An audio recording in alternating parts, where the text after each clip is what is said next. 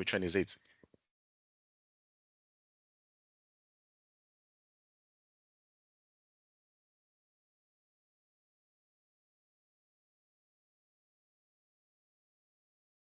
I don't know.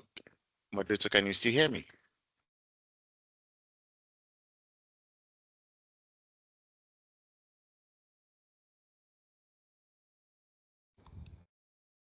Yes, we can hear you, Divine. Yes. I don't know. It's going to be very, I don't know. If you guys are not going to respond, then I think I'll be having like a hard time communicating. So exactly for Excel, right? So like I'm saying, I'm just asking, based off on being a postgrad, I don't know exactly, should I start off from the basics or should I just give you guys something that's going to be particularly important for you as a postgraduate student? I think you can start off with the basics and then just take us through everything. Okay, awesome. Yes. Okay, I'll be sharing my screen then.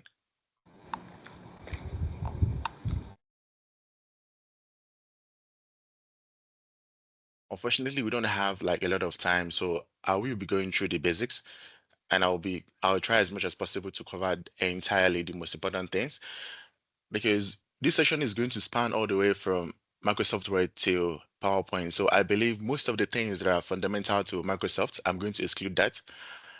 I will be explaining how to navigate the home tab, inside tab, because I believe you're going to get every other thing as you attend other sections. Particularly for Excel, I'm going to focus mostly on the important things that make Excel Excel. So please bear with me because of our time. I will try to, try to incorporate most of the important things in this section. And after at the end of the section, if you do have any specific questions or you'd like me to reiterate a specific aspect, please do contact the moderator and send in your questions to the RCD component. They're going to forward those questions and I'm going to address them in our next section. So let me just quickly jump into what we have for today.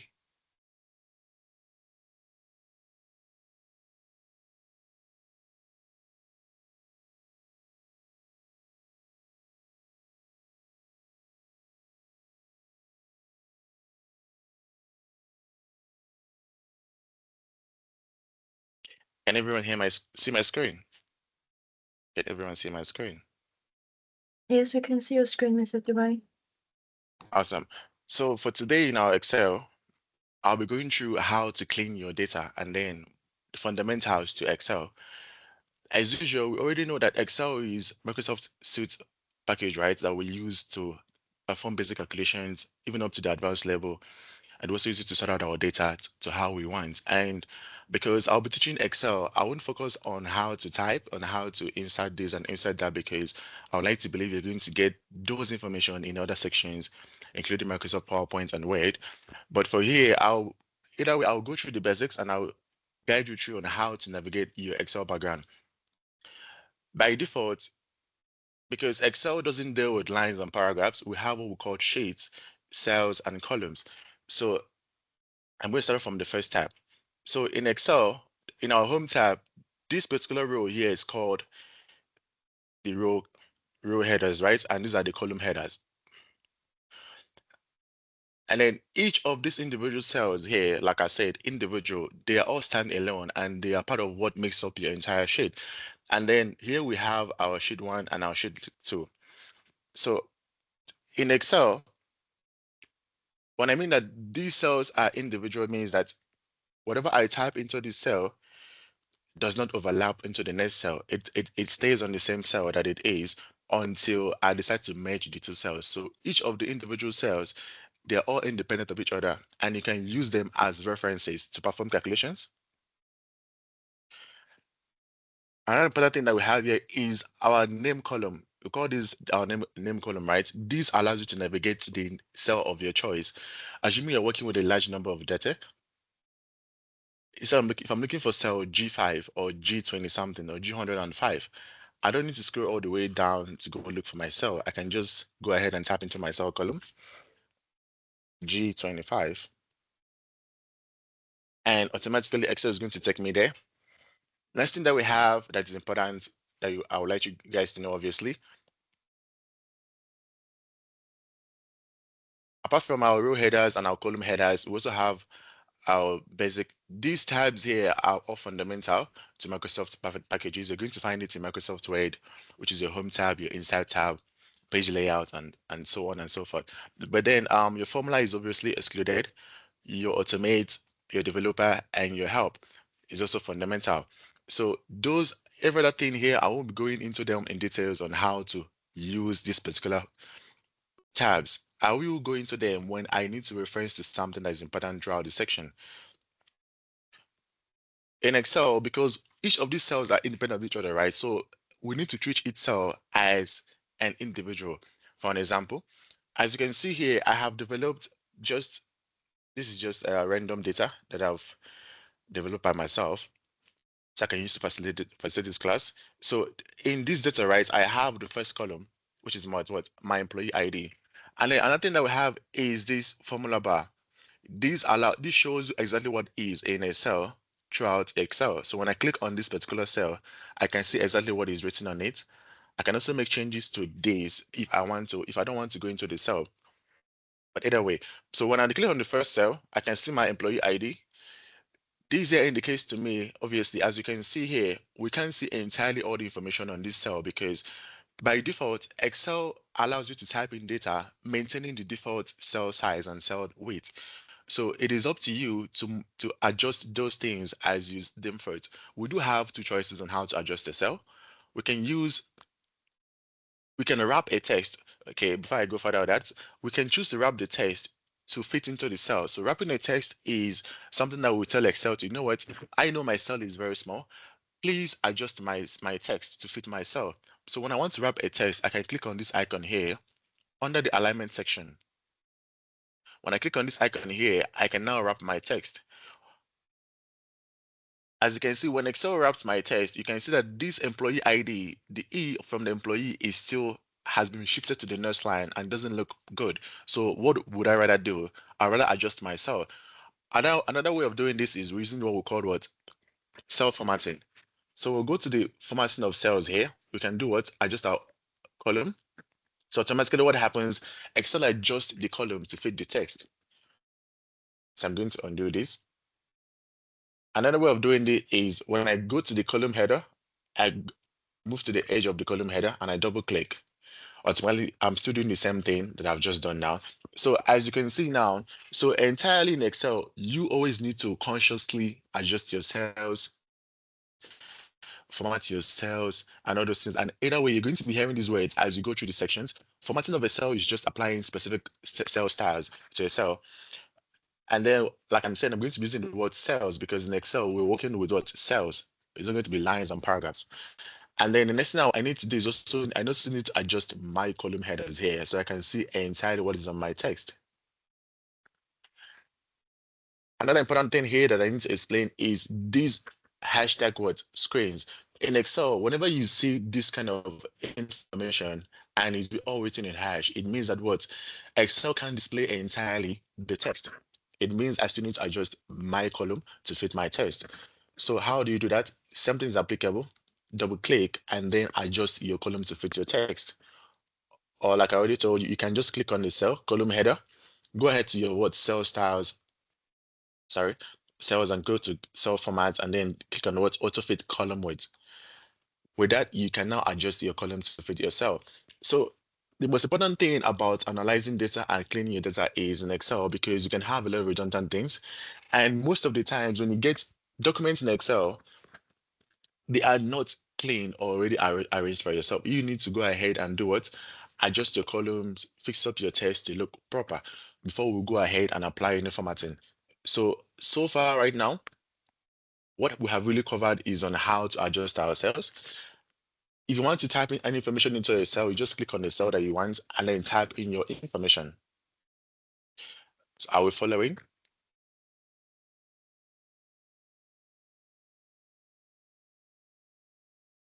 Any feedback? Someone has a question.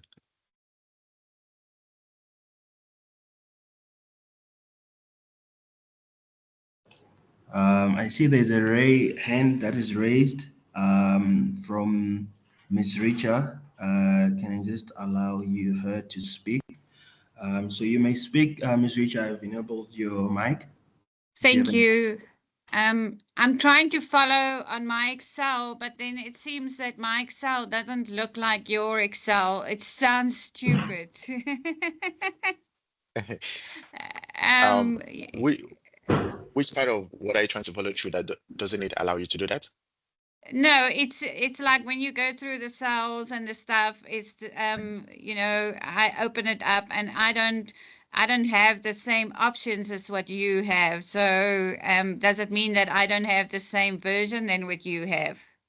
First of all, yes, it might mean that you don't have the same version, but apart from that, Excel is redundant. They have a lot of changes, but still, if you're using the old version, you should be able to see most of the things, but they might have a different header or different with title name. So I would advise that you just go ahead on the UJ website and download the Outlook, the one we're using currently. You're going to get the Microsoft 365. It is way much better than the one you probably have. And I will get it. For free, yes. Okay. If you're a registered student, yes, you're going to find it under, when you go to your Ulink, you go to Tools, you go to Softwares, you're going to find Office 365. When you click on the tab, it's going to ask you to sign in. Once you sign in, you can download the Office software into your laptop. And then before you actually do that, you need to uninstall the old one and then install this one. Then you're going to have exactly this Excel that I'm using. Is that fine? Okay, I'm a staff member, so I will have to try and find somebody. Okay. Okay, awesome. Thank you.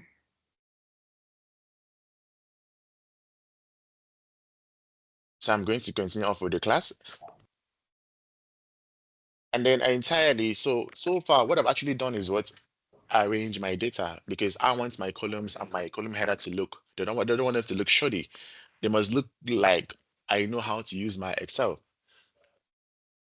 Apologies once more, like I said, because I'm not going into details on entirely what you find on the clipboard, your fonts and alignments.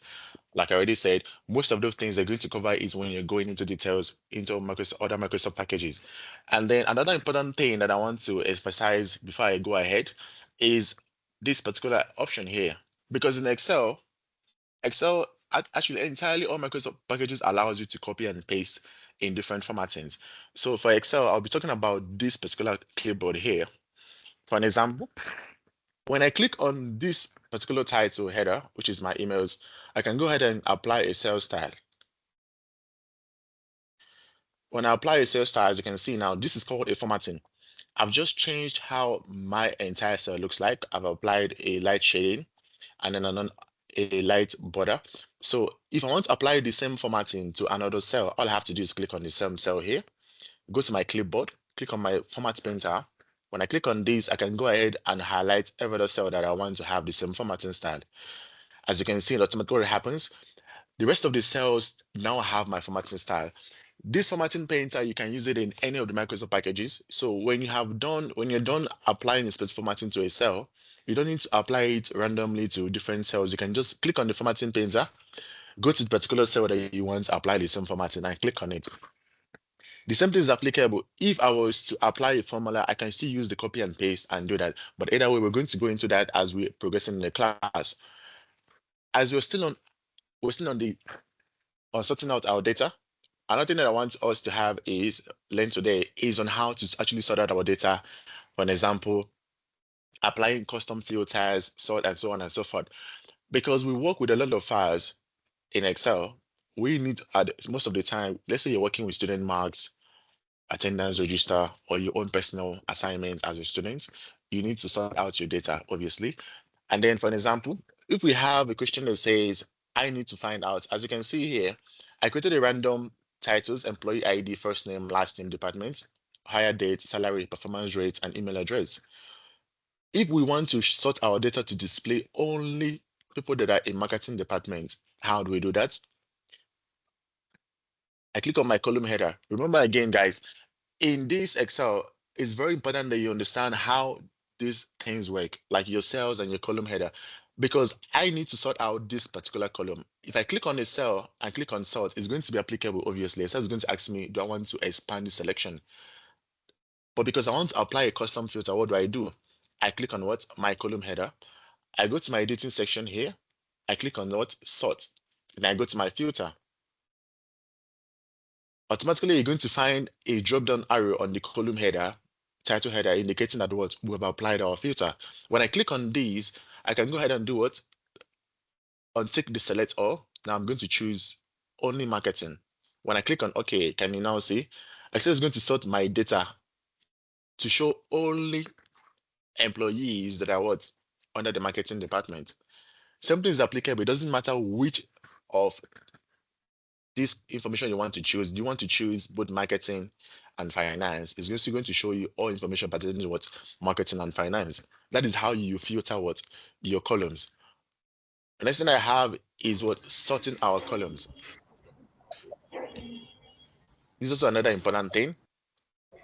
By default, you might have an Excel document, and there's something that the term we usually use when we say cleaning of data. Most of the time in Excel, when someone says clean out your data, it means we need you to sort out your data. And it's always advisable that your data is either in ascending order or descending order. So you can either sort out, if you're sorting out a group of data here, as you can see, it is best that you sort out with what? With last names. We don't sort out data with first names. We sort out with what? Last names, because last names is actually alphabetically ordered in how we usually say people that have their surnames between A and G, between G and F, and so on and so forth. So when I click on this particular icon here, I'm just going to click on Excel, Martinez. I'm going to go to same thing to my editing tab. Click on this. I'm going to click on what? Sort from A to Z. What happens? Excel automatically what? Highlights my entire data. I don't know why it didn't even ask me for that option of do I want to expand my selection?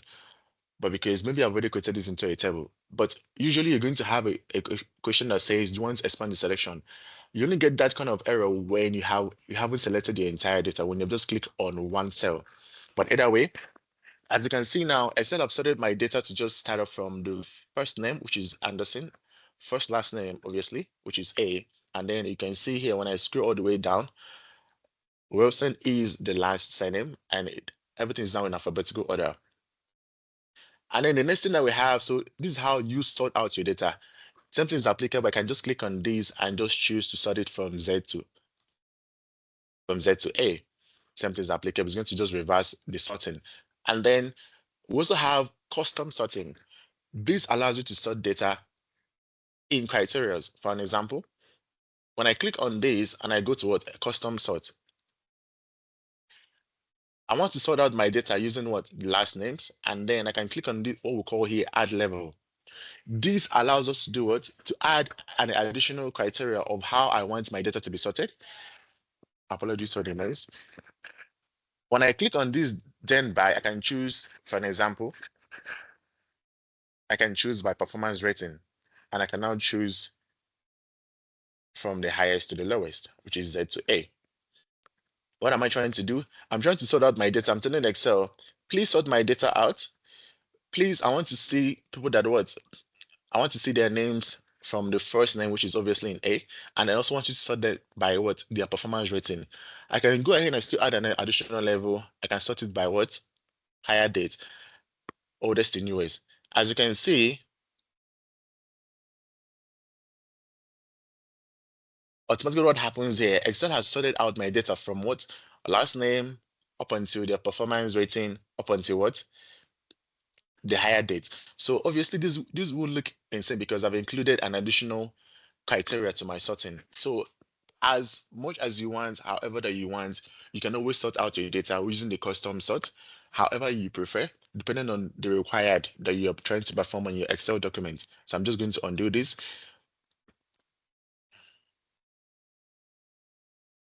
And another thing by now you should be used to is how using the undo button. This allows you to revert back to the previous action that you have performed if you're not sure of what you have actually done. So throughout your work, if you didn't save your work and you made a mistake, you need to undo. It saves you a lot of stress. And then that is just that for sorting out our data. So entirely we have all this looking at us in a clean way. Next thing that I need to have is how to format our cells. As you can see here, how do you apply cell formattings? Just click on a cell and go to your cell styles. And you're going to find what? Any of these are cell formattings. I need to apply the heading 1 style, heading 2, heading 3, heading 4. I can also define a new cell style if I want to. I can also apply a theme cell style. And by default, I already told you guys how the formatting painter. I can click on these and I can highlight the rest of my cells and they're going to have the same formatting style.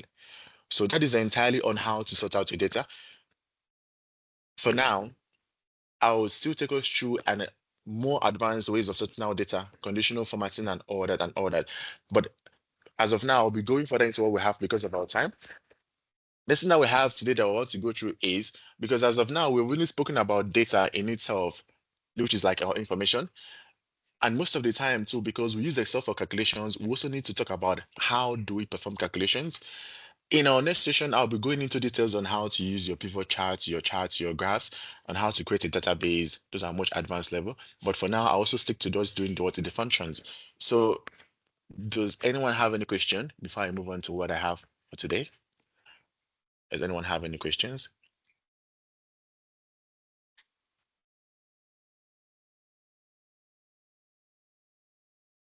No questions so far. And then just before I go ahead, I also want to use this option here, which is find and replace. So usually, let's say you have an entire data, right? You're looking for a specific word, student number, student name, specific letter or whatever it is. You just go ahead and click on your find here. You're going to click on find and you're going to look for what exactly you're looking for. Let me just try and look for just anything. I'm just going to type in 10047. As you can see, Excel is going to highlight entirely the name that I'm looking for. If I want to use the find and replace, I can choose with what? Sorry? Sorry, there is a question.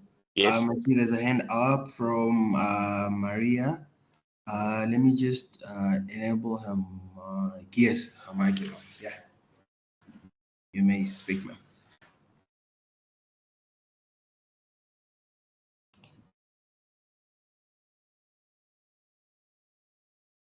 Hello. I've enabled your mic. You may speak.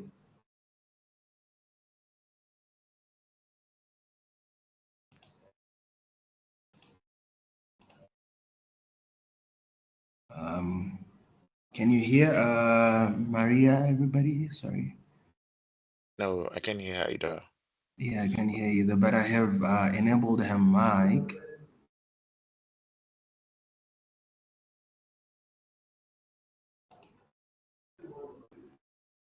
Okay, I think I'll just proceed and Yeah, I'll just probably suggest if she or he may type her question on the chat box.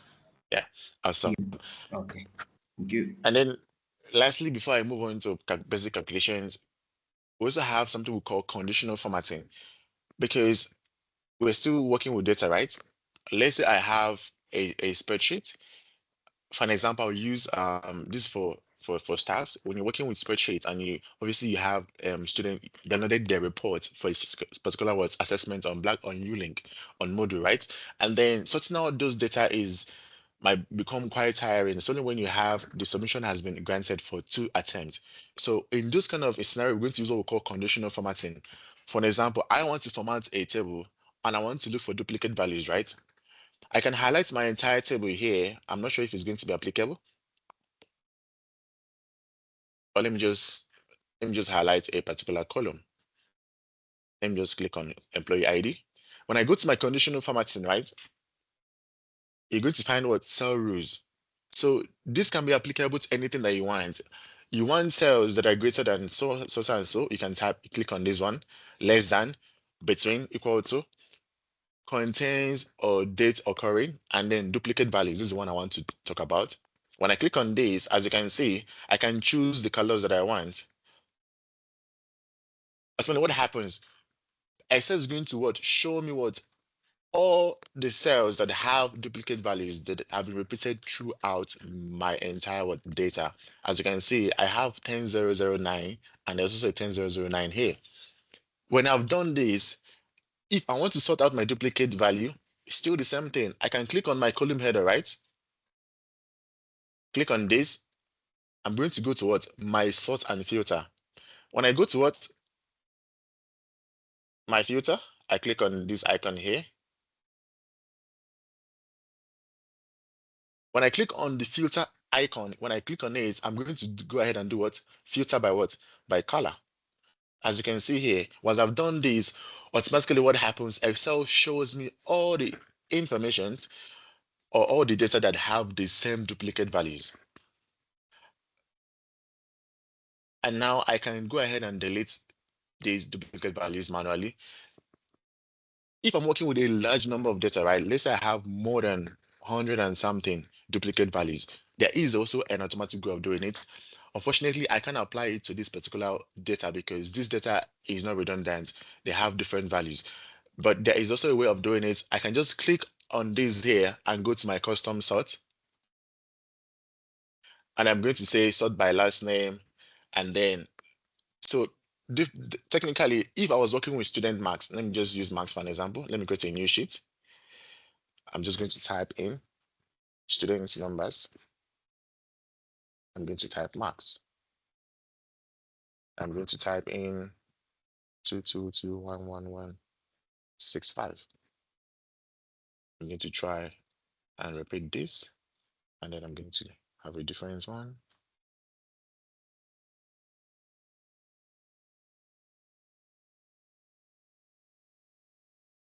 I'm going to try and repeat this, then just a different value.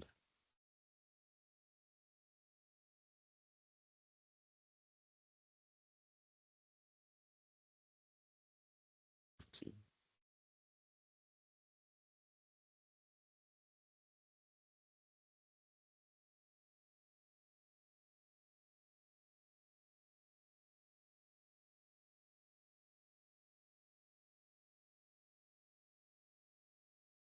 Just say 6, 7.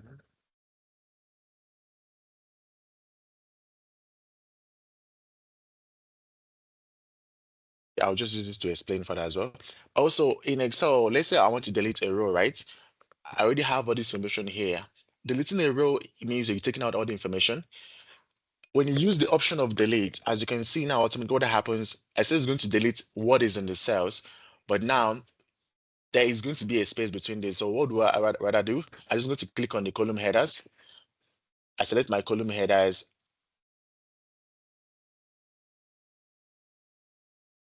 And I just right click on it and I delete.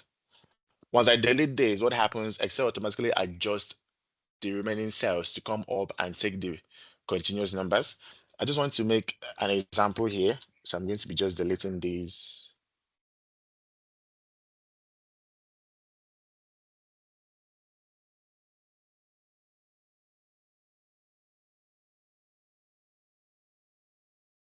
I just want to have 2 of everything here. 1, 2. Okay, this is still more than 2. So now, for example, we're assuming this is the 2 submission. The first attempt is 50, second attempt is 56. First attempt here is 96, second attempt is 93. And then let me just add 1, 1, 1.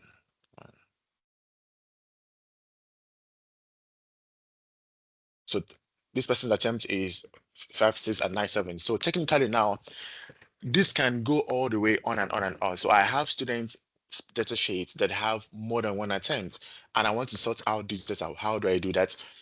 After I'm sorting out my data from A to Z, which is smallest to largest, I'm going to go ahead and do what? Click on this. I'm going to now go ahead and do what? Conditional formatting. As you can see, all these are duplicate values because they have another what? Instance of them in my spreadsheet. When I go ahead, I'm going to do what? Go to click. I go to my custom sort. Now I want to sort by student number. Now I want to add another level, which is by marks. Because I want to take the student that has, I want to take the student attempt that has the highest mark. I'm going to choose from what? Largest to smallest. So remember again, now what I was just trying to do, I'm trying to sort out this data here so I can now remove the duplicate values. When I click on OK, you're going to find out each of the entries, the first one is the student number, and their mark is going to be the highest one. So obviously, I know that the second one is going to be what? The lowest mark, and I don't need the lowest mark. This particular assignment, we need to submit the highest marks. So now the next thing that I'm going to do what? After I've sorted out my data, it has to look like this. So even if this data number is as up to 100, 300, it doesn't really matter.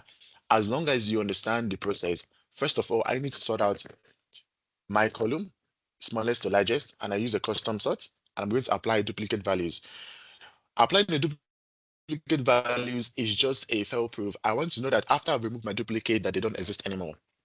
Now I'm going to click on just a cell here. I'm going to go to my data. You're going to find an option here that says remove duplicates. Once I click on this, I'm going to untick the one that I want, which is what? Student numbers. As you can see now, automatically what happens, Excel removes what? All the student numbers and their lowest values. Automatically, I have only 3 of the students here with their highest marks. So this allows you to sort out a large number of data before you now upload it into your main mark sheet and others and others. So you can go back again when this recording is uploaded and watch the steps I followed. Remember again, you need to sort out your data first, clean out your data, apply conditional formatting, and then go ahead and apply a custom sort. You can just Mr.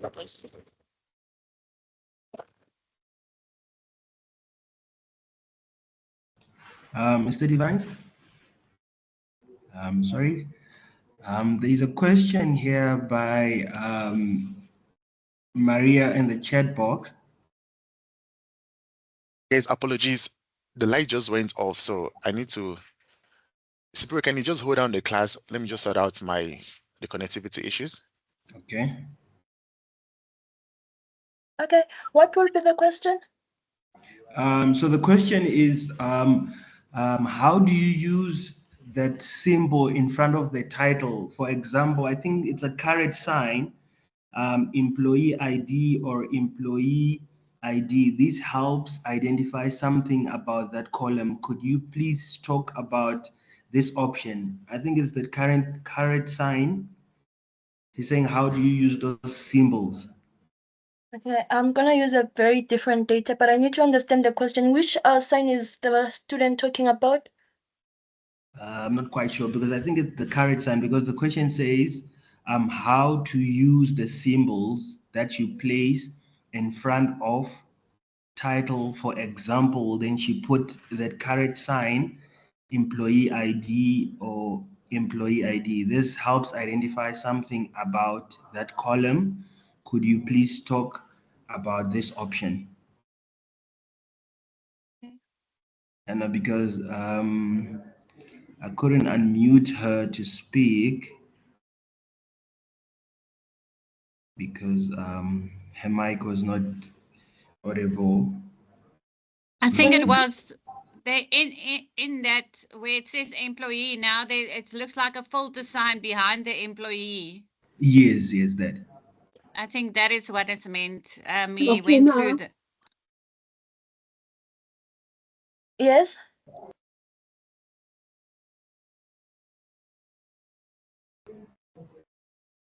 Simply, Yes. can you please can you kindly forward me this meeting link so I can join with another computer? I'm sorry guys, like we are really going through the most things so it's a campus. So what should I do, Mr. Divine? Please forward me the link of the meeting to my email address so I can join with another device. Okay, I'll do that. Yes.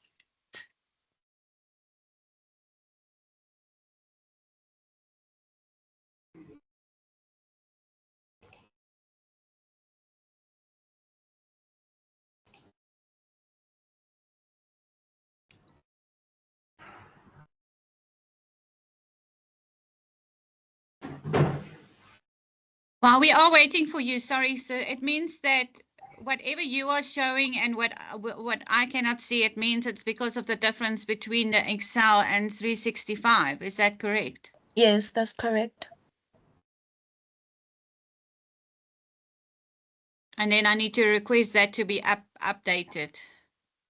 Yes, you can request that to be updated, or you can download the 365 via UJ. If I'm a staff member. Oh, you can go to the ICT people. They will update it for you. Okay, so I just need to request that then. Thank you. Yes.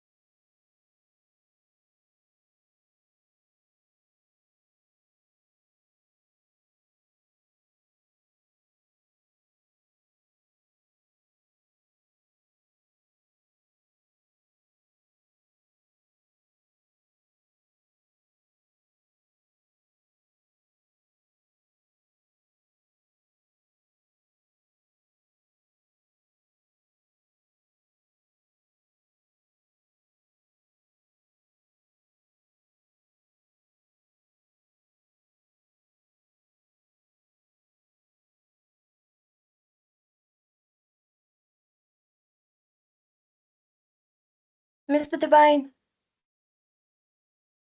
Hello?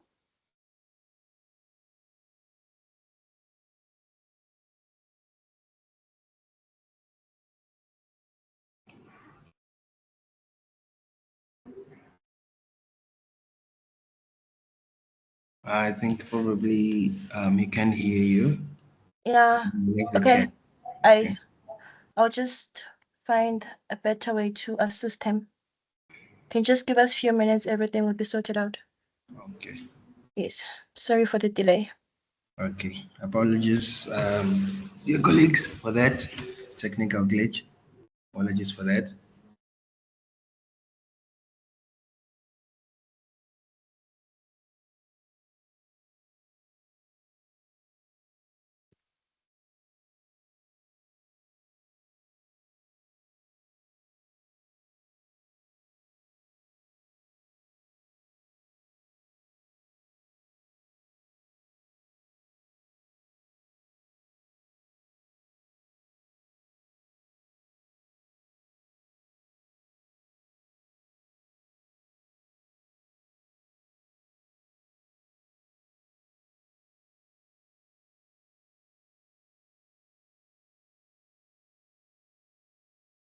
Okay.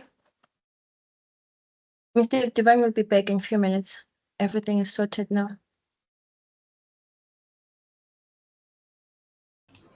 Okay.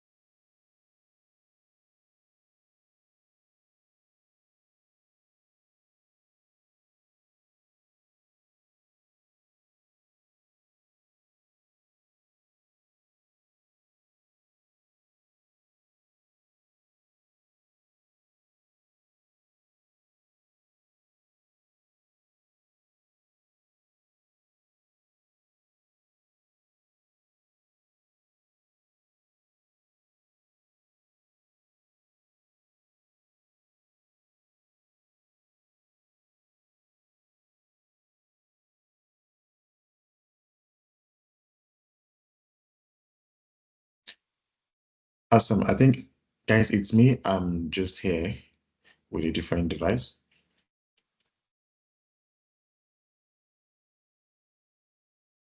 Can anyone hear me? Yes, we can hear you, sir. Yes. Apologies for that. And then let me just. How come I can't share my screen?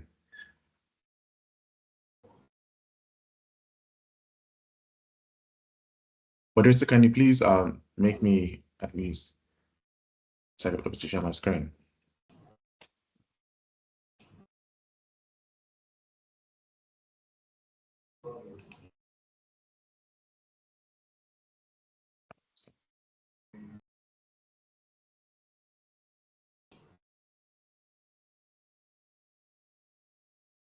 Yes, there we can see the screen.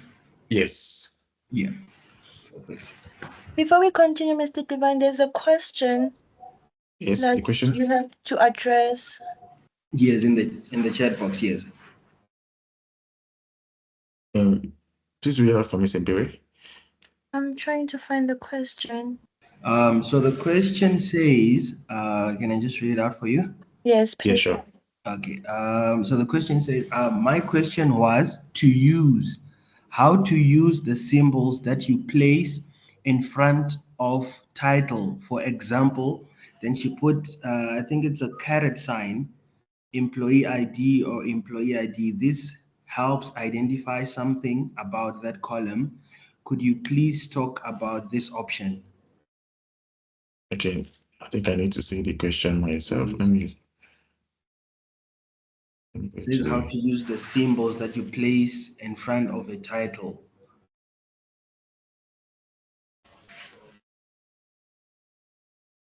I really don't understand the question because I can't see the previous charts.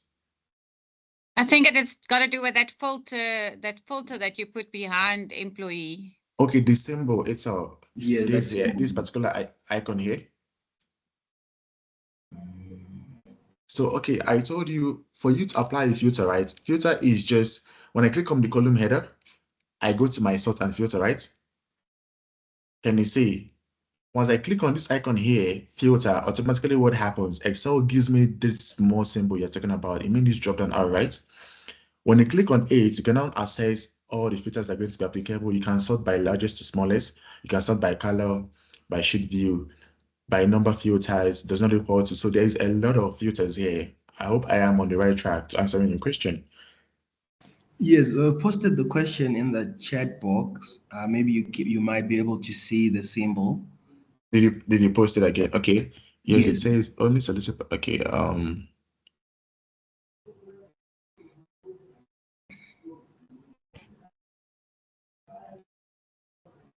I really don't understand. How do you place a symbol in front of a title? I think if I'm still not understanding, when you mean like this, putting a symbol like in this kind of way. Because Maria asked the question, maybe I can ask her to probably rephrase it Yes. better so that we may understand the question. Does Because she she need raised putting a it, symbol but like this? Can you guys see my screen? The way I have like a greater than sign here and then first name, is that what she means?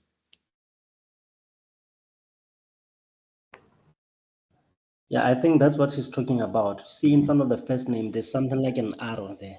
Yes, putting yes, a symbol. You just tapping into the name box of what you want to be in a particular cell. So, but I will wait for her to rephrase the question. So technically, everything that I type in here is what I want to be on my title box. So these are not default title headings. These are just empty cells that I just typed something inside. Can you see? So anyways, because of our time, let me just go into the second part of what I wanted to teach today before we end the section. So I'll be talking about, and then just before that, something else is before I proceed, still on sorting out data, right? So we can also have the option of what hiding columns and rows. For an example, I need this information, right? But I only want to see the employee ID, first name and last name. I can click on this column headers and I right click on them and I just choose the option of what? Hide. As you can see now, these information are hidden from my spreadsheet. I can always unhide them if I want to. Something is applicable. I can choose to hide my rows from row this to this. I can highlight my row headers and right click and choose what? Hide. The most important thing you must remember is when you're hiding either a column or a row, you need to click on the column header itself. When you click on a cell and right click, you don't find the option of what? Hiding. You need to click on the column header itself. And then when you hide and when you delete, there's a difference. So as you can see here, I have from A, B, C, and then my D, E, F is missing.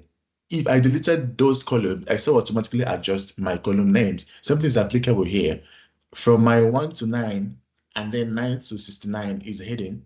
10 to 69, it is not deleted. So when you delete a row or a column, Excel automatically does what? Adjust those things. Another thing that we have is adding a column or a row. For an example, by default, Excel adds a new column or a new row to the left. So if I want to add a column after column C, I don't need to click on column C, I need to click on the next one. So let me just click on this option here. When I right click, I can choose to do what?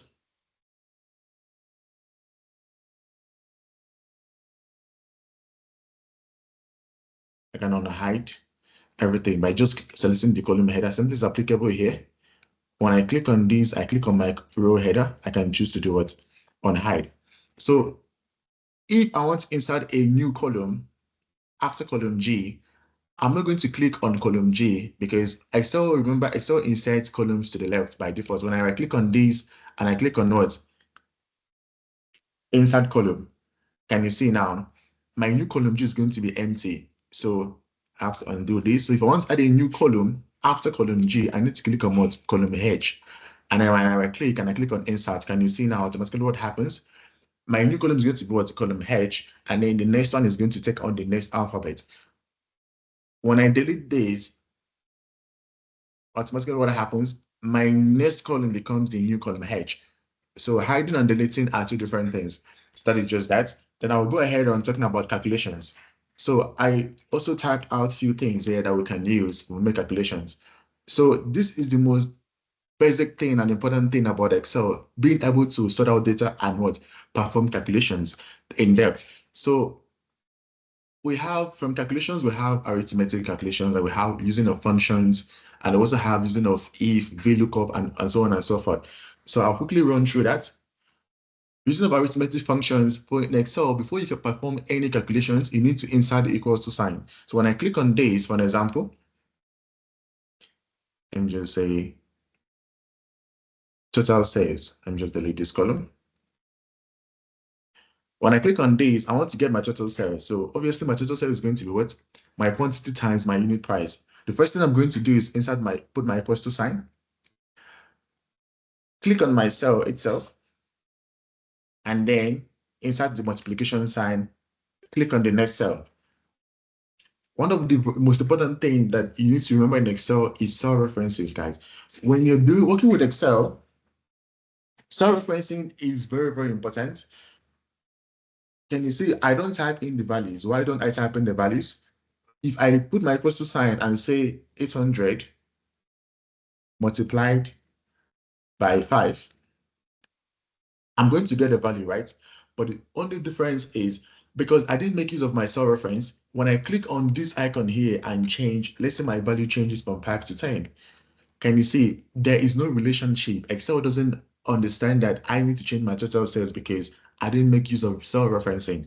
Something is applicable. I can't autofill these or copy this formula all the way down to the next of the cells. So when you're working with Excel, cell referencing is very important because I need to multiply the value that is inside this cell with the value inside this cell. I need to make use of the cell referencing when I'm making my calculation. So when I click on equals to sign, I click on the cell, or I can just type in E2, right? And then multiplied by what? F2. When I click on my enter, can you see now I have a value? Even if I go ahead and change this as much as I want, what happens?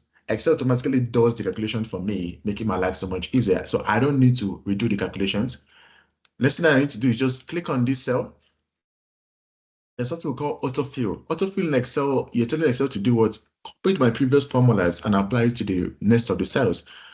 At the edge of my box, I'm going to find this tiny cross. When I click on this, left click and I drag. This allows me to copy what? A formula all the way down. And because I've made use of cell referencing, even when I go ahead and change another cell, this is now 7, I'm going to change it to what? To 10. What happens? Excel does the calculation for me. I don't need to what? Perform an additional calculation. This makes my life so much easier. Another thing I need to talk about is formatting of cells before I now do a final calculation. When formatting our cells in Excel, it is very important that you tell Excel that you're working with what? Text and what? Values. For an example, let me just delete this. If I put in my equals to sign here, and I'm going to say this multiplied by what? By days. I'm going to get what? A hashtag value error. This is telling me that what?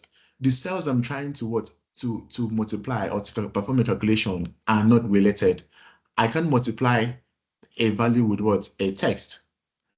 So you must always remember that when you get a hashtag value, it means what? One of the cells there do not have a value. If I should go ahead and click on this and change it to what? To 56. Can you see now I have what? A value here, because now my calculation is going to what? To be right. I just need to undo this. So whenever you're working with Excel, you need to define your values and your text. And how do you do that? When I click on this is my quantity, right? I can go to my cell formatting here. Under this number section, I'm going to click on this. I want to tell Excel these are numbers. When I go to this, I'm going to the Excel. These are not just numbers. These are what? Currencies. And then something is applicable. I can click on this and go to my formatting painter. I can highlight the rest of my cells, and automatically you're going to find out that you're going to now have the arrow sign. Also, you must also remember, why do we do this? Because we don't type in what values when we're working with numbers. For an example, if I want to do this calculation here, and I chose go ahead to do what, type in R800. When I click on my equals to sign, and I say this multiply by this, Tena tuchezea, hatuona kintu. and I click on equals to sign, I'm going to have this. But then the only reason why I have this sign here is because I formatted these cells with the currency sign. But let me use just a random cell, R25. And let's say 5. Let me see.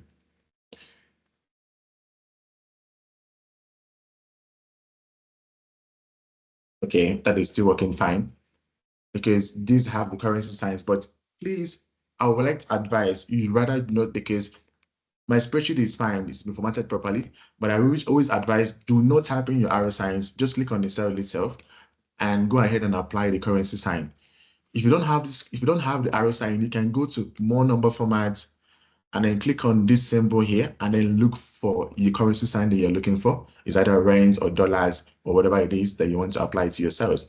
So when I've done this, I can just go ahead and hit apply my formatting painter all the way down. Apply my formatting painter. Now I know now these are now the word values.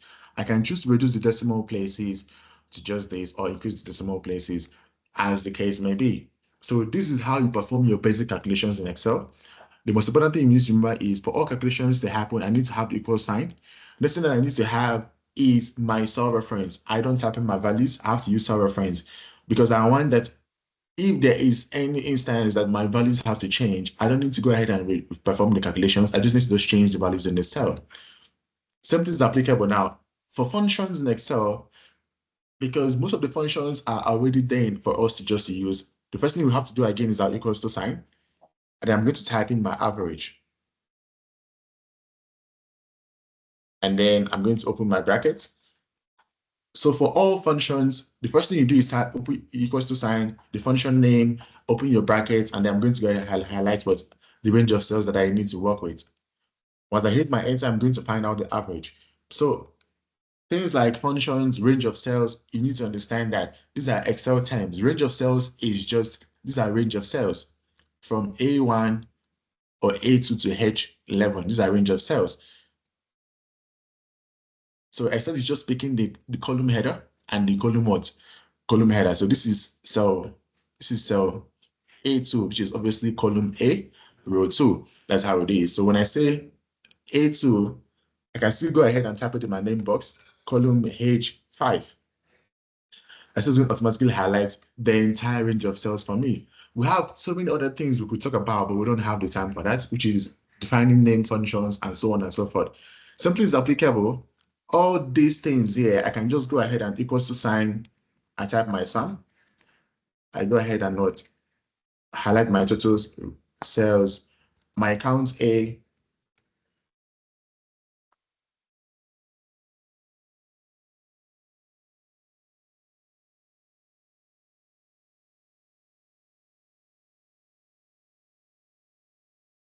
So any of the functions you want to apply, it is going to be the same thing. So that's how you apply most of the functions in Excel. The only difference is different functions have different criteria. And because they have different criteria, you need to make sure that what you are following your function what criteria. For an example, I'm going to look at a complex function, which is called the if function. So most of the time, once again, when you're working with student marks, and then let's say you want to apply a criteria of if a student have done this, they need to get this. We use what we call the if function. I'll be talking about the VLOOKUP and the HLOOKUP later on. The if function, what do I mean by that? For example, we have the profit of the year, right? This is obviously, this is our profit of the year that we've gotten after we have calculated what? Our total sales minus our cost of sales, less the discount, we now have the profit of the year. Now, I want to apply a logical what? Reasoning, because I want to tell Excel, if this profit of the year is greater than what? 200, please type in what? Produce more or produce less. So we're going to use what we call an if function. So technically, in Excel, when I go to my formula tab, because I'm looking for a logical test, I'm looking for if. So this is called what? Your function argument. This is called criteria. So most functions have a criteria, and the only reason we're going to make a mistake in applying a function is because you're not understanding the criteria. Remember again, because if is a logical test, I'm telling Excel, I want to perform these calculations, but I need a specific condition to be met. I'm going to say, what's my logical test? If this profit here is greater than what? 200. And let me just say 250. It means that we have, as a company, we have marginalized, we made profits. I want the value to be true to produce less, to produce more. And then if this condition is not met, it means that what? If this cell here is less than 250, it means what? Produce less.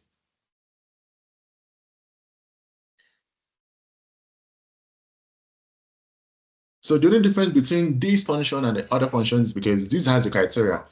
I need to understand what my criteria is and why do I need to apply this function. That is what I'm doing. I want to apply this function because I want the values here. I want Excel to tell me if the values are more than these. So there is no, there is no exhausted list for this. Anything can be applicable. You can say if the value is this, you can either type a number, you can type a value, whatever it is that you want to be applicable. It is up to you. You are the owner of the spreadsheet. You need to perform for format it however you want. When I click on OK here, can you see I have produced more? When I highlight this all the way down, I have what? Produce more, produce less, because obviously every other value here, they are not greater than what? 250. So if function is used in instances where you need to apply a logical test, there is more advanced levels of if functions and so on and so forth. But you're going to find all those things at a later stage, or if you guys request for them. But in our next session, I'll be focusing more on how to insert your charts, your pivot tables, and how to create a database and all those and others. So as of now, these are the basic functions. The functions remain the same. You can choose to use arithmetic values for an example. Instead of saying the sum of this, I can just go ahead and say equals to sign this. Sorry. This plus this plus this, and so on and so forth. You're still going to now get a value. Instead of doing that, I can use a function. So all these things are here to make our life so much easier. Once again, apologies because we don't have all the time that we have. That's why I'm rushing through this concept, because I would have taken my time to take you guys through entirely everything that is applicable, but the steps do not change. They remain the same. If you can apply an average function, you can apply a sum function. You can apply some function, you can apply what? An if function. It's the same thing. You just need to understand the function arguments and the criteria and the conditions that need to be met. And then yeah, go ahead. Another important thing that you need to understand how to use is your VLOOKUP. This is mostly for stats. When you have downloaded your spreadsheet from Moodle and you want to now transfer the values of those student numbers to the actual mark sheet, we use our VLOOKUP. So how to use a VLOOKUP? For an example, I'm going to, let me just see.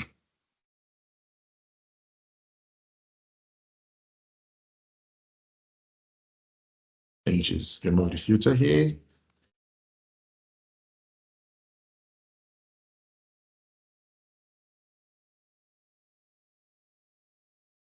I'm going to copy this, paste it here.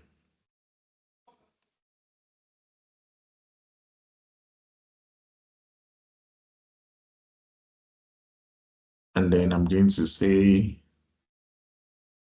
just say,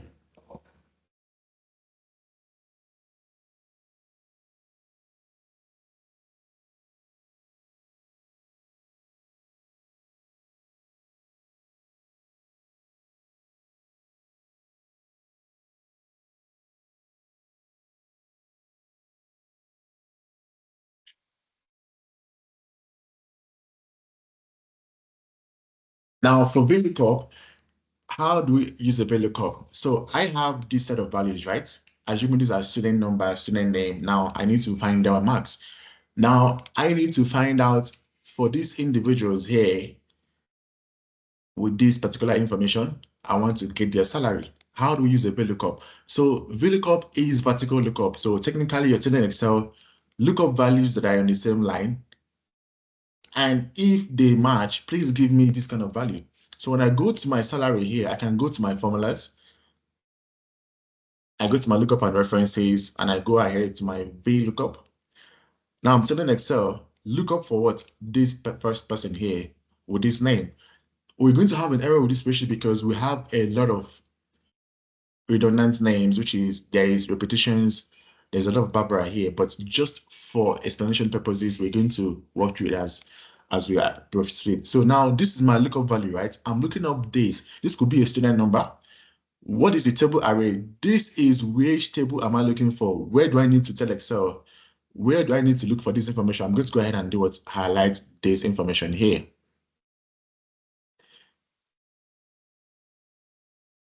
And then I'm going to say column index. Column index is, I'm telling Excel, the information you're looking for is going to be on which column. So I can see my salaries are what? On column F. So because I'm counting 1, 2, 3, 4, 5, 6, actually on column 6. I'm going to type in column 6. And now my range lookup, I'm going to type in first. First is, I'm telling Excel, I want the exact value. When I click on OK, as you can see, we have an error because Barbara is a lot. We have a lot of Barbara in our spreadsheet. Most of the names here are what? They're the same. We have repeated them all over the place. But then maybe on our next class, I'll use a clean worksheet to explain how to use a VLOOKUP. So technically, this is the same process because I want this particular person on a specific table and so on and so forth. So I'll create another data that I'll use to explain the VLOOKUP function as in our next session.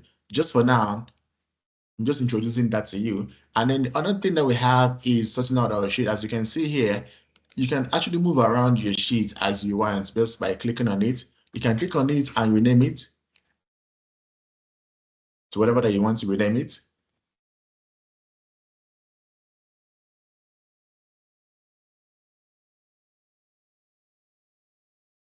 And so on and so forth. You can click on any of these things and right click and delete. And you're going to get a warning that says, if you do this, permanently deleted, that's fine. Just click on that. So at the end of the day, you must always remember your worksheet entirely is yours to handle as you want to. And Excel has a lot of things that could allow you to automate the entire work process. It even goes as far as, coding, which is the VBA, creating your own formulas, how you want them to run, and so on and so forth. So Excel is a powerful tool that you can use to analyze your data, perform calculations, and so on and so forth. And then also something, when working with formulas, as you can see here, most of the times, when I click on this, I can also go to my formula tab, and I can go to what? Show formulas. It's just going to show me exactly what has happened in my spreadsheet. So if I've gotten a spreadsheet and I'm lost on how the calculations were done, Excel can tell me, actually, this was done by doing this, and this was done by doing that. So, and I think I've elapsed on our time. Any questions so far? When's this session supposed to end? Is it an hour session or 2 hour section, moderator? It's a 2-hour session for both you and Miss Mutao. So I think probably you're gonna take an hour each. Oh, if it's a 2-hour session, then it's fine. I can finish entirely what I'm doing. I thought it was an hour section. No, it's a 2 hour. Supposed to finish at 11. At 11. Awesome. Yeah. Simple way. Do you want to take over or questions? I'll take questions, Mr. Divine, if there's any questions. Oh, okay. Okay, apologies then. I thought this session was entirely an hour session. So if it's 2 hours means I actually do have time. So for now, before I go ahead again, does anyone have any questions? Do you guys want me to explain anything that I've actually jumped because of our time and explain some details? Is there anything like that? So at the moment there isn't any questions. Just somebody saying that I learned a lot today. Thank you. In the chat box there is nothing, and there's no hand that is raised. I assume there's no questions, and we may proceed. Oh, here's a Awesome. question. There is a hand. Yeah, here's a hand. Let me just unmute him. Mr. Justin. It's Justice. Yes, Justice. Yes. Yes. You may speak, Justice.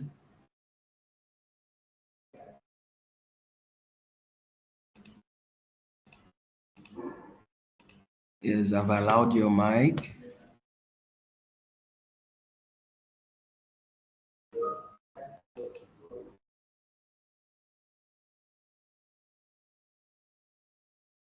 Yes, Justice, you have a question.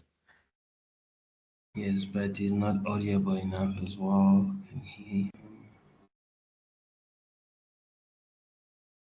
But there's a question in the chat box. Meanwhile, maybe we can take the question in the chat box. It says, is it for us to figure out which formulas to use where, or is this taught at undergrad level already? Okay, it depends on what are you going to do with your spreadsheet. Do you want to find the sum? Do you want to find the average? Do you want to find the mean? Do you want to find the maximum? So it depends what are you looking for. Then you can now pick which formula you want to utilize.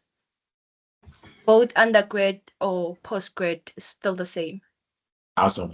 Like you said, so I'll just take you guys through that. So when you go to your formula tab, right, you can see we have functions, auto sum, all kinds of sum, financial formulas. So base, believe, everything that your scientific calculator can do, Excel can do it. So all these here are formulas. Something's applicable here, a logical test. We just I highlighted just a few, date and time references, so math and trigonometry. So actually you can do a lot of things with Excel. Everything is based off on your required. What are you trying to achieve with your spreadsheet? Are you trying to find out something for yourself? Are you working with student values? Are you working for your own presentation or for your own assignments? Are you an accounting student? Are you an accounting firm? Are you trying to find out, you're calculating your profit and loss, financial statements? Everything's entirely up for you to use. You need to decide for yourself how you want to use them.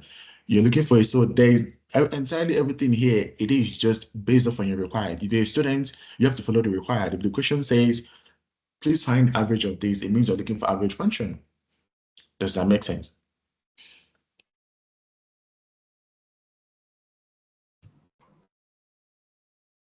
I hope your answers answered Ms. Richa for your question. It does, however, if you have to assist students with their data analysis, it makes it a little bit more intricate in terms of understanding which stats to perform and how to perform it. Okay, when we're working with student data, right? We're analyzing student data, for an example. Let me just do this.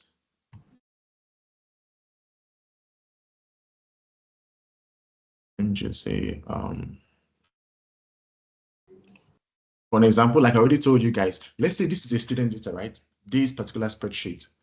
Working with the student data, as a moderator, let's say I've given the students work to do and I need to understand what they have done in their work, right? Hence, I told you guys on how to use, when you go to the formula tab, When you click on show formulas, you can actually see what the student has done. You know, this is the entire data. I can see the total sales was gotten by multiplying this and this, and this if function here was calculated, didn't, because at the end of the day, for an example, let me just delete this here. If I go ahead and type in produce less, produce more, produce more. So sometimes students are smart. They understand the question, right? The formula obviously asks if this value here is greater than 250, type produce more, produce less. Because they don't know how to access the function, they can just type in, oh, this actually is less than, it means produce less. When you go to your show formulas, can you see here? This tells me that actually this person has typed in the values and they haven't used the correct function.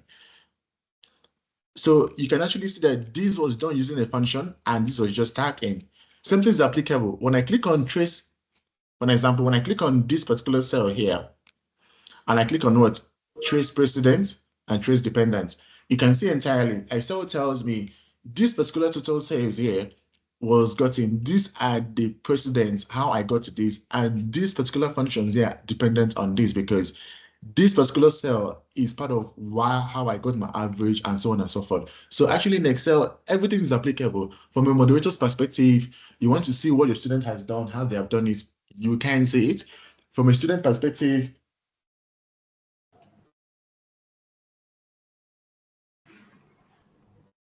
from a student's perspective, you can also see and also do whatever you're required to do. So that is just how it is done. I hope I answered your question to some extent.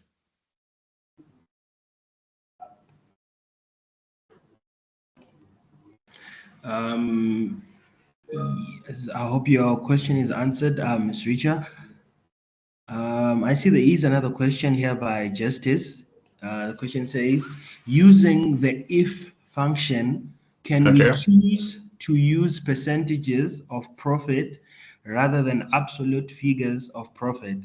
I noticed that products with 12% profit and neglected produce less over products with small profit margins of say 5% or 12% profit margins. Okay, awesome. The question is perfect. Remember again, right? For my if function, the criteria was defined by me. Do you get me? So when I click on this and go to my formulas and I click on the logical and I go to if, right? I need to define the logical test. During my logical test, I actually said, let me just cancel this.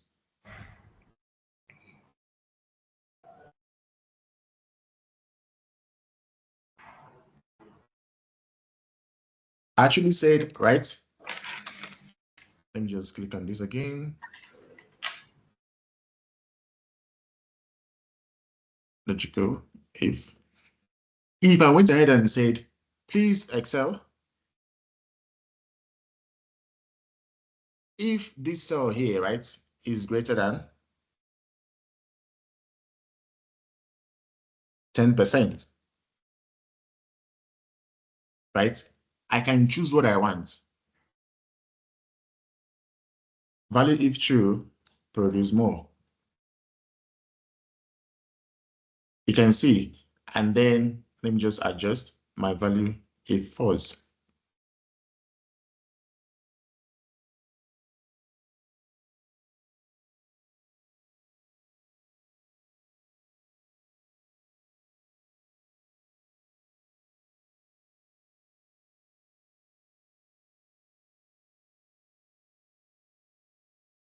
You can see, right? It really depends on my criteria. I need to define it. We used the total sales instead of using the discount. So I didn't put the discount into consideration. Do you understand? If I need to define what exactly I want to, so the producing more and producing less, it was just an example. You need to define your own criteria. If you don't want Excel to use the 10%, you can also go ahead and say, if this is greater than this, and you can go ahead and there is called nested if function. That's a very much advanced. I'll show you guys on our next class on how to add more logical tests. I can go ahead and say, oh, if it's greater than 10%, if it's also this, if it's also that. So everything is all about what I define in my criteria. If I don't define my criteria based off on the discount, I won't be able to get those values. So if I define it based off on the discount or the profit, what Excel does is just do what I want it to do. So remember again, everything I'm teaching you in this class is not something that is, is not a, how do I put this? It's not a constant. You can change it however you want. You just need to understand how it's done. Then you can apply it to your own specific scenario. What are you trying to achieve? Right now, I'm just trying to teach you on how to use the function. I'm not trying to achieve anything. I'm not trying to make my calculations work perfectly or this to look, I'm not trying to produce this data because I want to use it for work or for anything purposes. I'm not going to be moderated on it. It's just for teaching purposes. So when it comes to you, whatever I'm doing right now, you can take the theory itself, then apply it to your own scenario. That is how it happens. I hope I answered your question.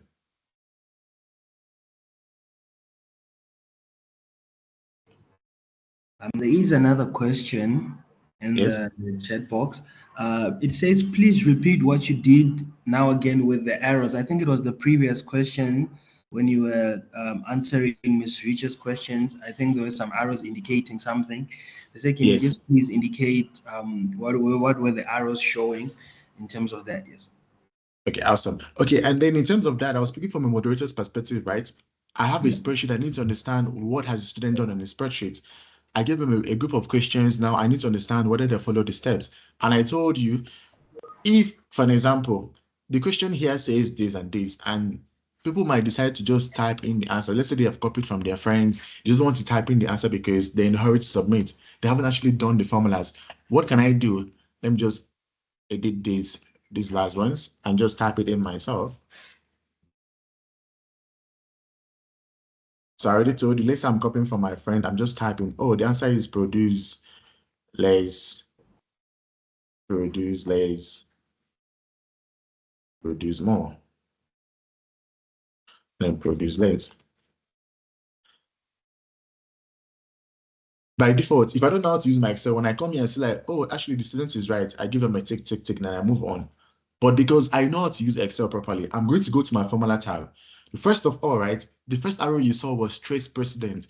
This here is, I'm telling Excel, how did we come about with this number here? Which calculations has this person done? I see 21,600. Where is it coming from? I don't know. I'm assuming that I don't know anything. I haven't seen anything. I don't agree with anything. I just need to see for myself. Because I'm an accountant, I need to moderate and make sure that the values are actually what it's supposed to be. When I click on this cell here, I'm going to click on what? Trace precedent. Can you see? The first arrow that appears is Excel is telling me, actually, for us to get here, this and this was done. Also, I don't know, was it divided? Was it multiplied? Was it added? I don't know. Hence, I go ahead and do what? Show formulas. As you can see now, showing my formula is going to tell me actually it was multiplied. F2 was multiplied with A2 to get these values. Same thing is applicable. When I click on this cell, I'm going to tell Excel, actually, I know my total sales, right? If I change my total sales, is it going to affect any other calculation on my spreadsheet? Hence, I choose the word trace dependent. Trace dependent is saying I'm telling Excel which other calculations are dependent on this particular value here. When I click on this, can you now see automatically it goes to tell me that for the average formula that we have on this spreadsheet, for the sum, actually, this particular total sales was used for laptops. That is how we also, so if I make any changes to this, it's going to affect these other cells to answer your question now. So when I'm done with that, I'm like, okay, actually, this person followed the right steps. Their calculation is proper. I can see their steps. I can see everything. I can now go ahead and remove my arrows and untick show formulas.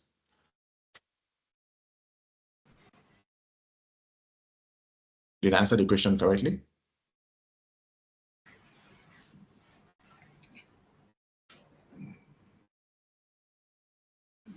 Yes, I would like to think it's answered because the person typed the question in the chat box.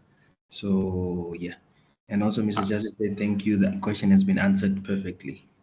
Awesome. So we may proceed. Yes, we can proceed. And then now we have other things. So that is just that for formula. So remember, there is a lot of things in Excel, and you can learn Excel in 2 sessions.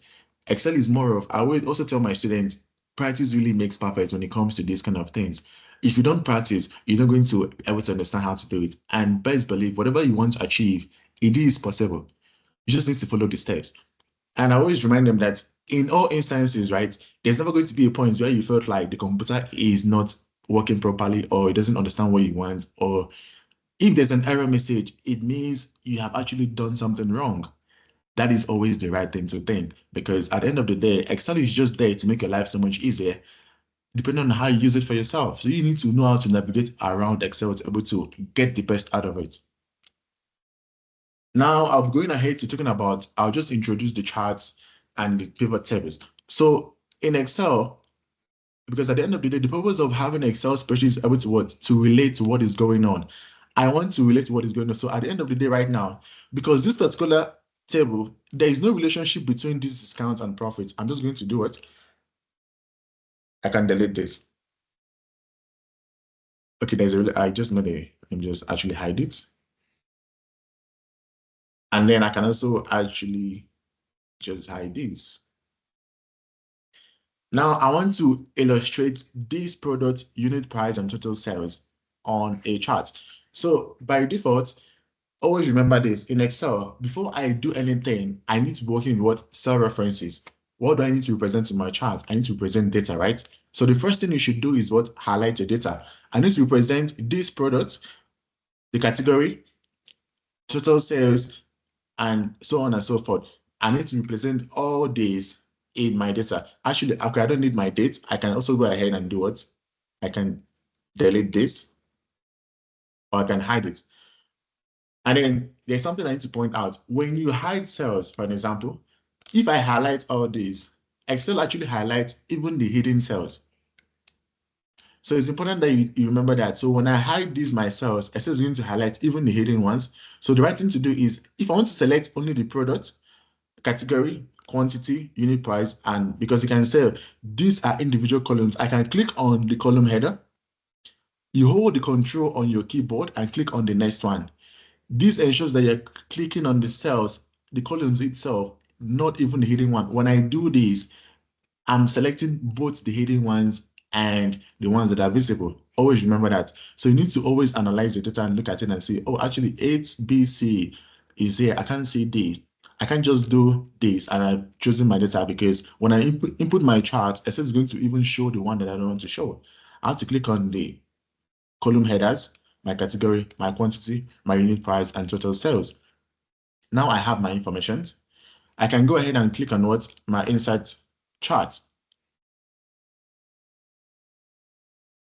So when it comes to inserting of charts, you can insert any chart of your choice, depending on what are you trying to represent in your data, right? I can insert a cluster column chart, line chart, pie chart. I can even insert a combination of charts.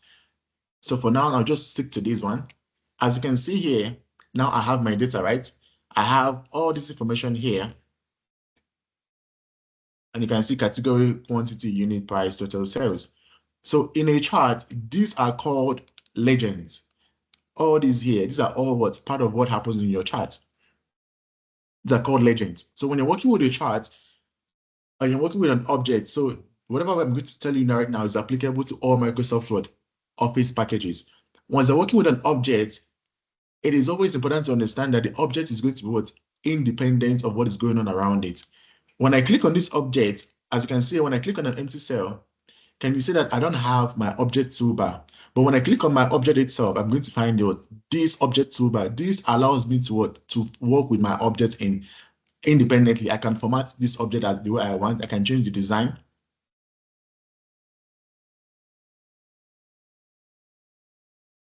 I can change my chart type. I don't want the cluster column anymore. I want a pie chart. I can choose to do that automatically. I can still change it back as much as I want. I can format my chart. I want to change the style. I want to apply a shape fill. All those things are going to be applicable to my chart. I need to change the size. So any of those things is applicable. Simply is applicable on when I click on this chart, right, and I go to my chart design, I can go and add a chart element. These are all chart elements that are applicable. You want to add a title. As you can see, primary horizontal, you want to add a chart title as well. It's going to show me here. I can edit this and type in whatever I want. I can still go ahead and do what? Change my to become what? On the horizontal above chart. So you see, that is just how you work with charts. And then there is always a common mistake that people do when they're working with charts, trying to navigate your chart by yourself. For an example, if I want to move my chart title to the left-hand side, we see it is the wrong way of doing it, because this particular chart title, even though I can move it, the chart itself is not simultaneously adjusting to the movement of my, mouse clicking. So I can adjust it to wherever I want on this. But if I want this chart title to appear vertically and for Excel to adjust everything on my chart, I have to use this option here. Or I go to my chart title, I can choose what centered, overlaid, above chart, and so on and so forth. So you need to always remember that each time you're working with your chart element, make sure that you're using the right tool to move around your chart element. I'm just going to delete this chart and insert another one. We're on hide. And just delete these.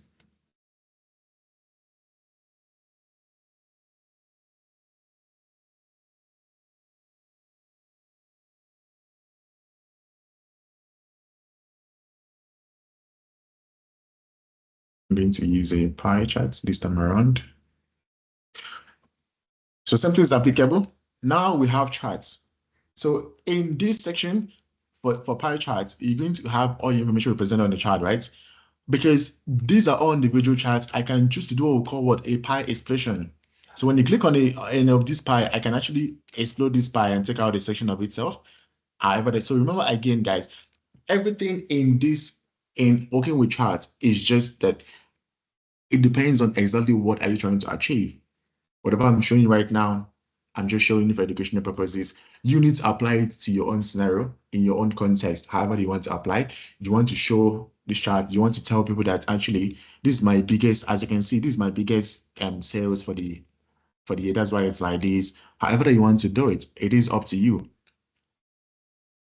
For now, you're just learning how to navigate Excel entirely. You can change your chart however you want to make it. If you're a student, you're doing your own research program, you need to make your charts look good, however that you want, you can do that. All these are applicable. I can add with more chart elements. I want my data labels to be inside out, outside end, best fit, data callout. Anything is applicable. Actually, anything. It is just up to you on how do you want your data to be presented. You want it to look like this, you want it to look like that, entirely up to you.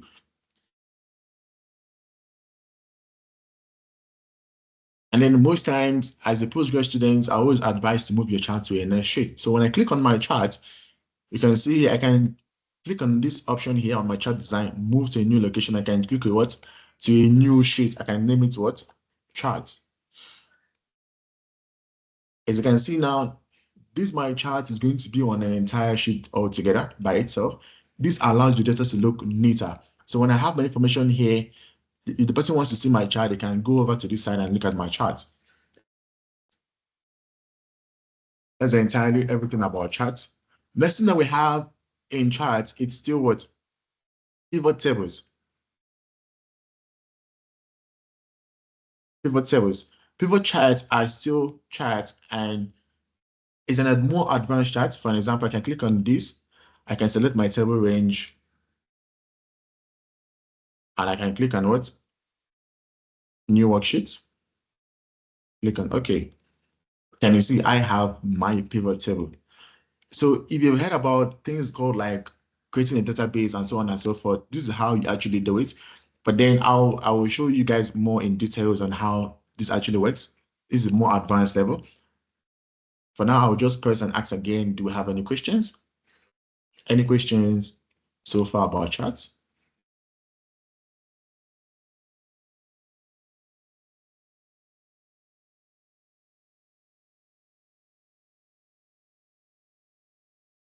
Any questions? Yeah, there's a question by Ms. Risha. I see he has a hand up. Yes.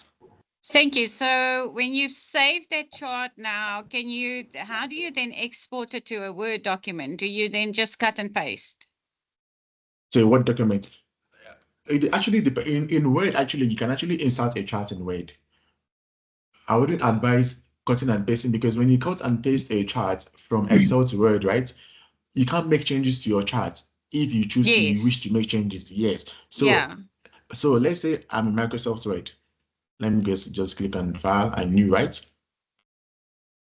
I can actually insert a chart. You can see.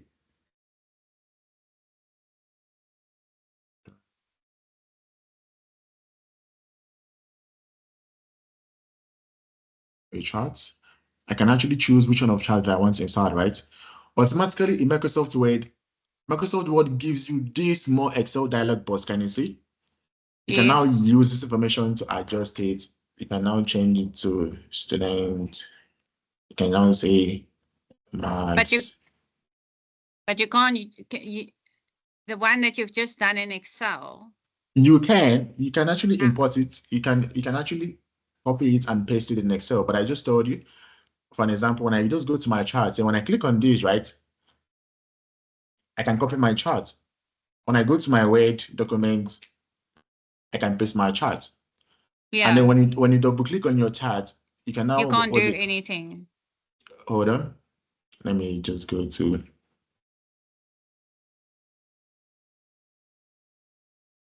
You can click on edit data, yes. Once you click on edit data, right, it's going to now take you all the way to your Excel for you to edit your data. Okay. Yes. So it is applicable. It allows you, because at the end of the day, you can always edit these data. And it's going to take me back to Excel. Can you see that? Yes. Yes, it takes me back to Excel. So if you're working in what's it called? You can click on edit data or edit data in Excel. So I can just click on edit data here. It takes me to Excel. I can also click on edit data in Excel, and it's going to open Excel as well. It's still the same thing. But I always advise, if you're working in Microsoft Word, you can use the option of insert chart in Microsoft Word, and then it's going to give you the same data label columns, right? And then you can insert your own labels as much as you want. It's also very nice. However that you wish to do it, it is up to you to do that. It's actually entirely possible. Are you fine? Yes, thank you.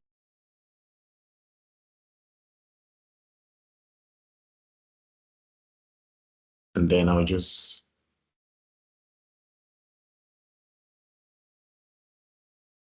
that is just that.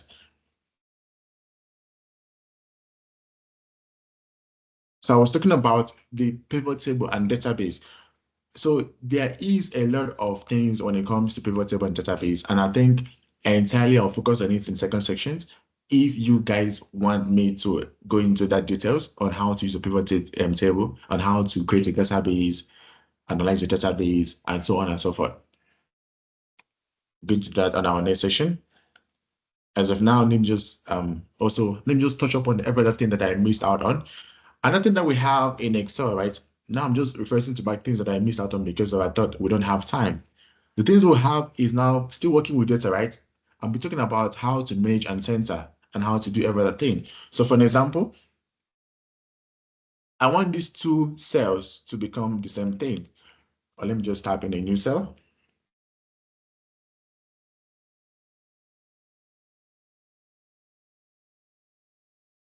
Because I have these, right? And I want I and J to become one. I can highlight both of the cells. Under my alignment tag here, I can click on what? Merge and center. Can you see? What happens? It automatically Excel merge the two cells to become one. So now when I apply any formatting, I'm applying the formatting to both I and J simultaneously. So when I adjust J, automatically it's also adjust because now, remember again, these two cells are now become one because I've merged and center. Difference is when I click downwards, as you can see, these cells are going to still become independent of each other until I actually highlight everything here. Or the best way of doing it is just do what? Highlight your column headers, both of them, and I click on what? Merge and center. Can you see now? Automatically, everything here has become one cell. So whatever I apply to this is now applicable to I and J. That is how you merge and center.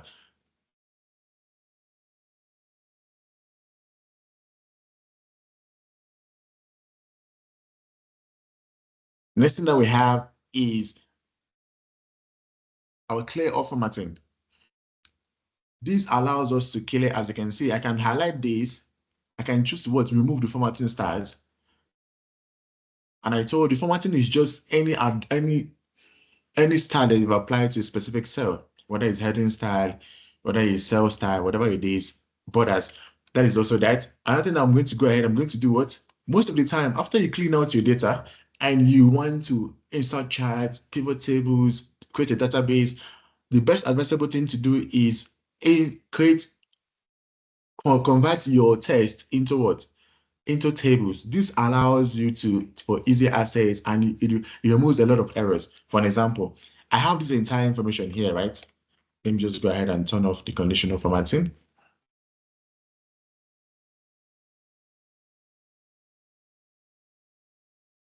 I can select entirely my column headers, right? I'm going to go ahead and click on what?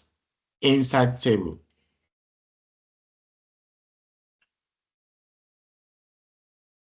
And see, now I have this has become a table.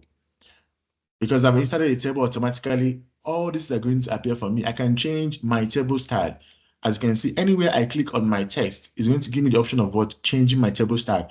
And like I already told you, because anything that you insert or any additional object is independent, it's going to have its own toolbar. So when I click on this, automatically what I'm going to have is my table toolbar. When I click on my table design, I can choose to change this however that I want. As you can see, I have changing the table style. I can export my table. I can summarize with a pivot table. I can remove duplicates. I can convert to range. Anything is applicable. I can insert a slicer. This is used when you're creating a database.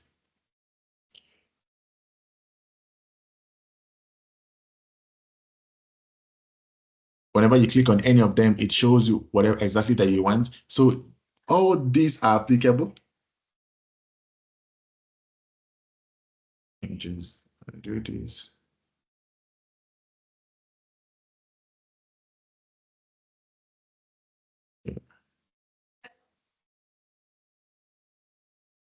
So all of these are applicable as long as you put your information in a table. This also makes it so much easier for you to export your data. You can just click on this and just go to table design, and then you're going to click on what?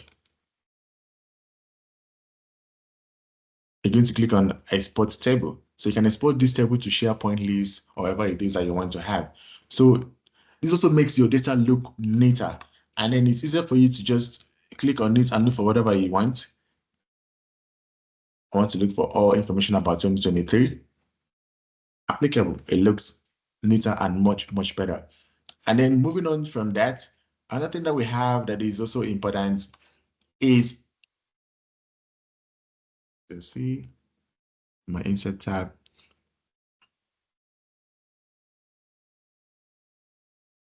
And then, okay, let me talk about the page layout.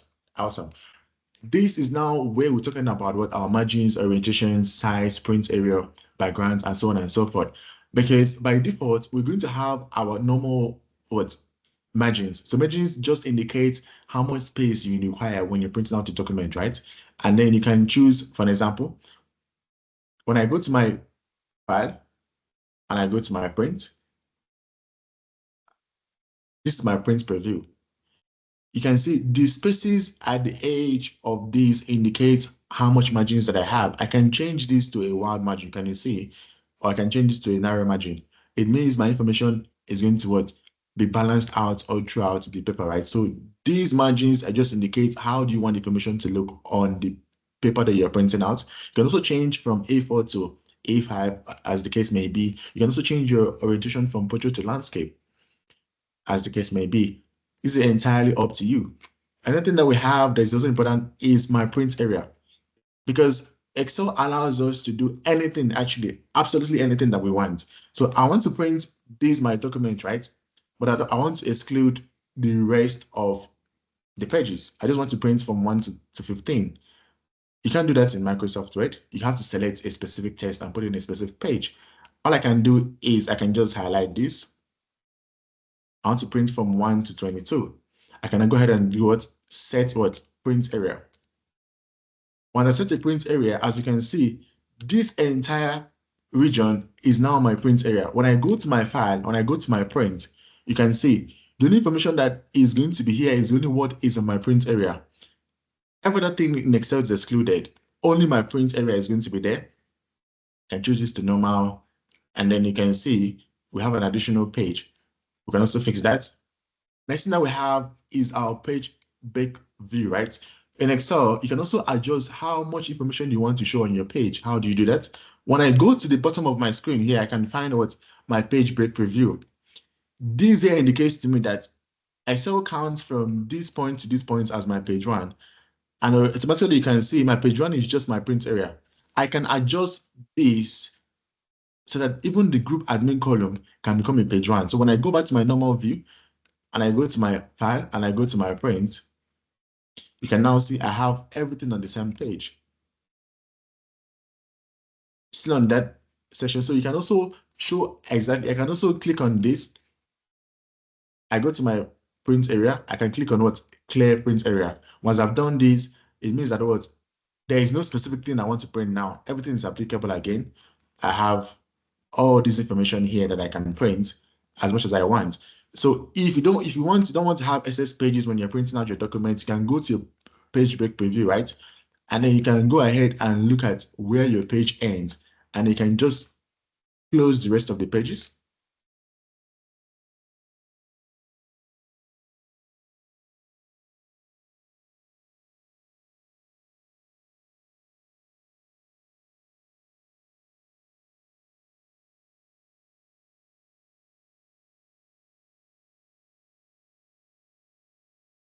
So I'm just adjusting my pages. Obviously, there's a faster way of doing this, which is I just go ahead to when I go to my print, my file layout, and I go to print, I can just choose print what? Print active pages only. Or I can just click on print selection, and I can now print from page 1 to 5.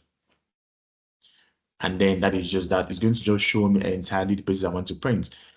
So another thing that we have is our scaling. Also, when I go to my page layout, I can change how my document appears on my page. So I can change this from to 100, right? You can see the difference when you go to your print. And just see active pages, and then you can fit to one page. You can say no scaling. Entirely however that you want. You can choose your scaling option. You can fit to one page, multiple pages. You can change your print quality. You can change your paper size. All those things are going to be applicable. You can also add, you can change your margins. You can also add a header and a footer. You can do all this from your page layout. And then you can also take out your grid lines or view your grid lines if you want to. So everything here is going to be applicable as well. This is a general tab. Even in Microsoft Word, you're going to find this page layout tab, and this allows you to have all other options that we already been talking about right now. You can also change the theme of your Excel document. I want to apply a different theme. Themes are just custom designs that have already been created for you to just use however that you want. You can adjust it. They all come with their custom colors, custom font size, and so on and so forth. And then that is just that. And then on our home tab, you can also insert things. You can change your font size, your font types, bold, underline. You can also apply page borders. I can apply a border to this line by just highlighting my range of cells. I go to my home tab here. I go to what? Any border of my choice, all borders, outside borders, more borders. I can click on the more borders option. If I want to apply another border style, I can click on what? Any of these styles that I want to be applicable here. I can change the colors. Any of these things are going to be applicable. You're going to learn more about text and formatting text in Microsoft Word, but it's the same concept. It's the same concept. Formatting of text is the same concept, both in Microsoft Word, both in Excel, both in PowerPoint. Something that we have here with alignment, you can also choose to align your text however that you want in your cells. It is entirely up to you how you want to align your text. You can also choose to indent, wrap text, and all that. And then, let me just see what else haven't I just covered. need to teach everything. And then there's something else I also need to show, especially for staffs. Right now, when you download your reports from Moodle, right? Because you find out that you can't edit some of the things because you have things like text to columns. For an example, let me see if I don't have an actual document I can use for that. Or maybe I will show us more in details in our next class. I'll leave it for next class so I can have a proper document. So text to columns allows you to convert specific things. For an example, you have a group of numbers that was written as text and you imported it into Excel. You can't perform your calculations anymore because those things have been converted as text. You can convert those text to numbers using the text to column option. I'll show us that in our next class using an actual workbook so that it's going to be much easier. At this point, I think I'll just want to take questions and any other thing that is applicable because I think I've covered entirely all the basics that I have for today's class. And in our next class, I also think I will go into more details into our formulas and functions before I go into our pivot tables and database. And then please do send in your requests of the things that you think you want us to cover in the next class that you think are going to be beneficial. Because at the end of the day, you know what you want out from Excel. You know how you want to apply it in your line of work, whether you're a student, your staff, you know how you want to use Excel and exactly what you need to understand. So you can send in those requests and we're going to look at it in our next class. For now, do we have any questions? Any further questions?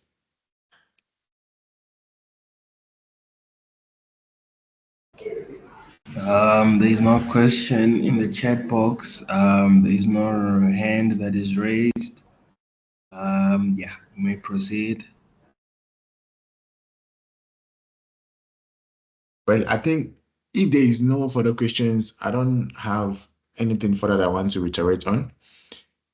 I'm just saving everything else for when next we meet.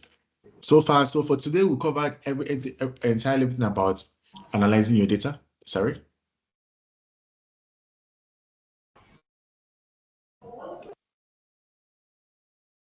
Did someone say something?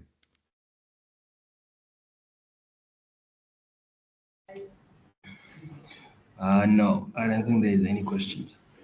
Okay. Yeah. So for today, we covered everything about analyzing your data, adjusting your columns to fit your text, adjusting your text to fit your columns, how to sort out, and how to delete, and how to hide, and how to insert a chart, how to perform basic calculations. So like the moderator already said, this session was recorded. You can refer back to the videos when they are being posted to understand anything further. And then, like I already said, please sit down, think about everything that you have heard, think of how you're going to apply it to your own Excel, because at the end of the day, Excel is going to be as good as you make it. That's how computing is. Excel becomes as easy as you make it and as hard as you make it.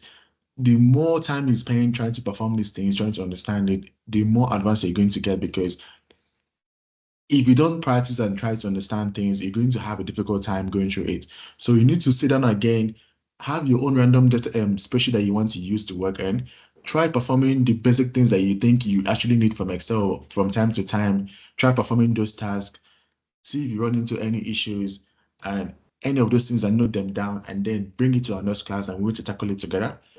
And in the absence of any other questions, I think that's actually all from me for today.